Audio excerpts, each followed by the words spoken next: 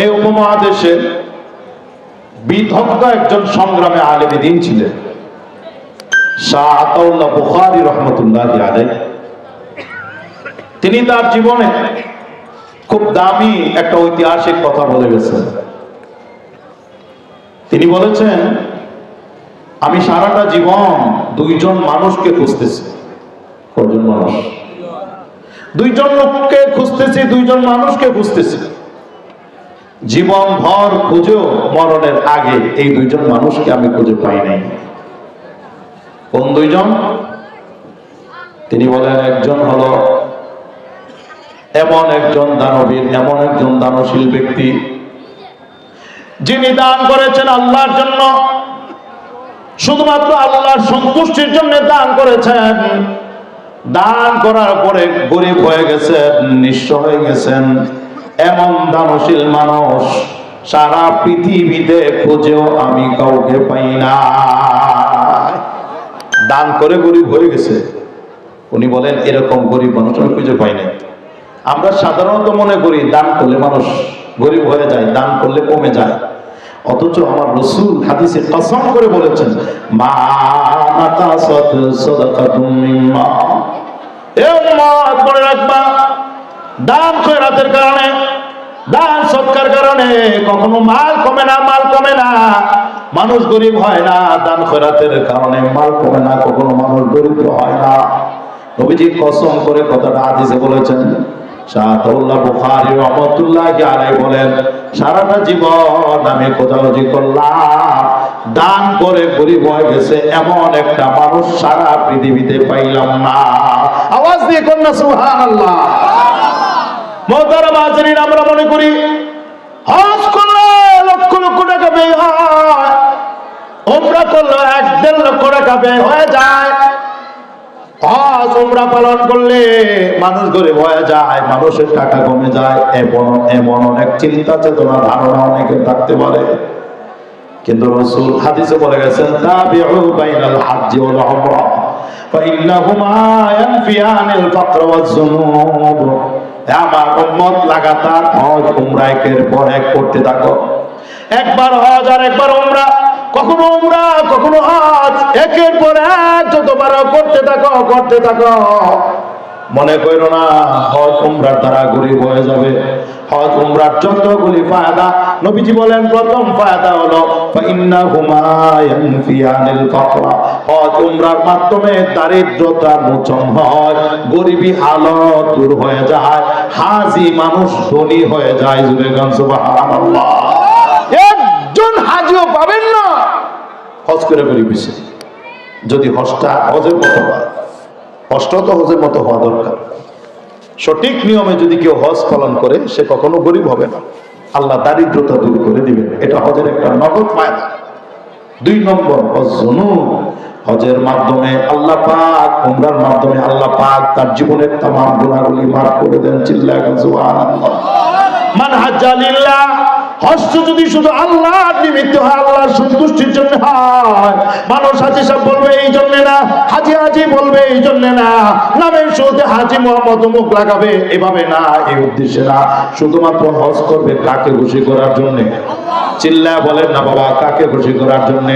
আল্লাহকে খুশি করার জন্য যদি হজ করে, হজে যাওয়ার পরে যদি কোনো ধরনের অশ্লীল কাজে লিপ্ত না হয়, গালিগালাজ না করে, ফাসিকি কাজে, গুনার কাজে লিপ্ত না হয়, যৌন আবেদনমূলক কোনো কাজেও যদি জড়িত না হয়, আমার নবী বলেন, হজ থেকে লোকটা এমন ভাবে ফিরে আসে, একজন মা এই মাত্র যে সন্তানকে জন্ম দিলেন, সত্য ভূমিষ্ঠ সন্তান, তার আমল নামায় যেমন গুনাহ থাকে না, আল্লাহর সন্তুষ্টির জন্য যিনি হজ পালন করেন, তার জীবনেও আর কোনো গুনাহ থাকে না। হজ উমরার মাধ্যমে দারিদ্রতা দূর হয় আর পাপ মোচন হয়। আর আমরা মনে করতেছি লাখ লাখ টাকা কমে যায়। ব্যাপারটা এইরকম নয়। বরকত দেওয়ার মালিক কে? যাকাত দিলে টাকা কমে, এটা আমরা বুঝি, কিন্তু মূলত যাকাত দিলে টাকা কমে না। যাকাত দিলে মাল পবিত্র হয়, বরকত হয়। আল্লাহ এই দানের কারণে আরো তার মালের মধ্যে বৃদ্ধি করে দেন, মাল বাড়িয়ে দেন। আওয়াজ দিয়ে জোরে কর না সুবহানাল্লাহ।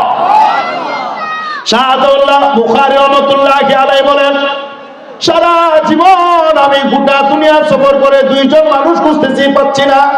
একজন হলো দান করে গরিব হয়ে গেছে, এমন কোন মানুষ নাই, কারণ দান করার পরে মানুষ কখনো গরিব হয় না। গরিব যদিও অন্য কারণে হয়, বিভিন্ন কারণ আছে, আমি এদিকে যাবো না, অন্য কারণে হয়, কিন্তু দানের কারণে কখনো কেউ গরিব হয় না। এই হলো একটা মানুষ, আমি একে খুঁজে পাই নাই। শাহতাউল্লাহ বুখারী রাহমাতুল্লাহ আলাইহি বলেন, 2 নম্বর আরেকটা মানুষকে আমি খুঁজতেছি, যে ব্যক্তি জালেম, জুলুম করেছে, মানুষের প্রতি জুলুম, অন্যায় বিচার করেছে। এরকম জুলুমবাজ মানুষ আল্লাহ তাকে পাকড়াও করেন নাই, আল্লাহ তাকে ধরেন নাই। জুলুম করার পরেও আল্লাহর হাত থেকে রক্ষা পেয়ে গেছে, আল্লাহ ধরেন নাই। এমন মানুষ আমি পৃথিবীতে খুঁজে পাই নাই।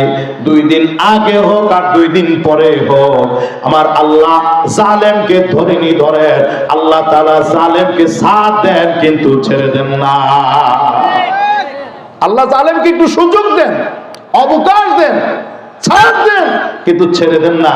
আল্লাহ যখন ধরেন তখন আর কোনো ছাড় না, তখন দেন আসার। আসার বুঝেননি আপনারা?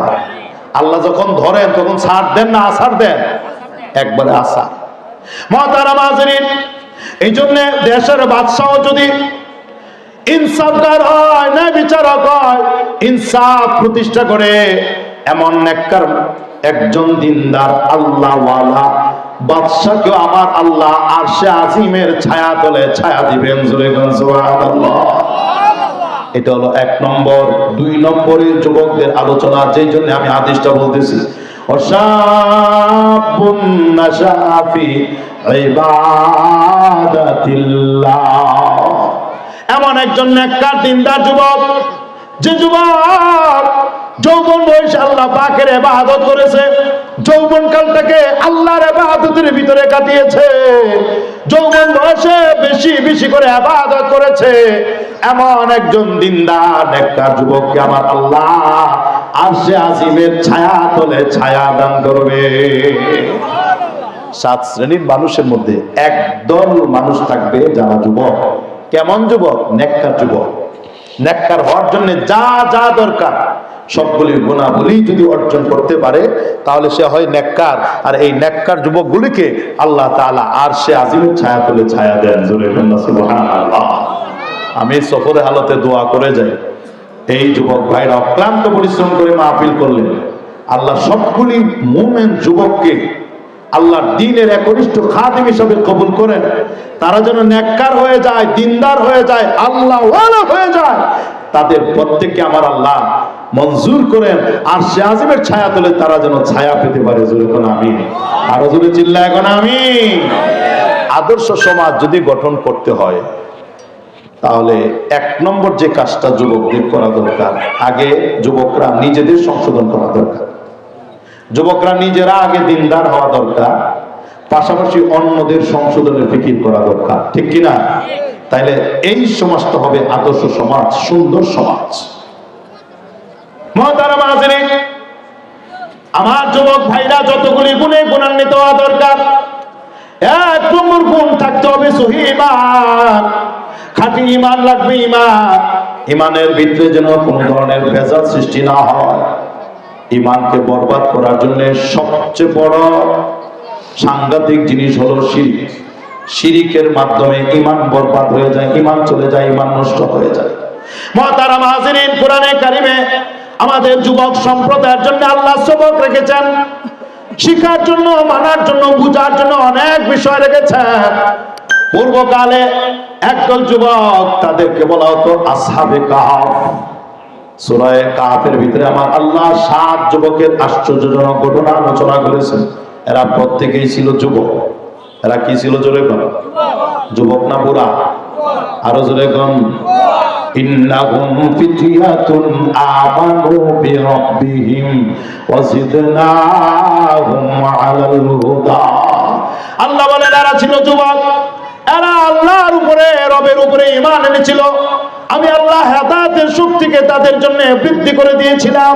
ওই সময়ে জালেম এক বাদশা ছিল, জালেম এক বাদশা, মূর্তি পূজারী বাদশা। এই 7 যুবককে মূর্তি পূজা করার জন্য আহ্বান করেছিল, বাধ্য করেছিল। এই যুবকগুলা যেহেতু ইমানের বলে বলিয়ান ছিল, স্পষ্ট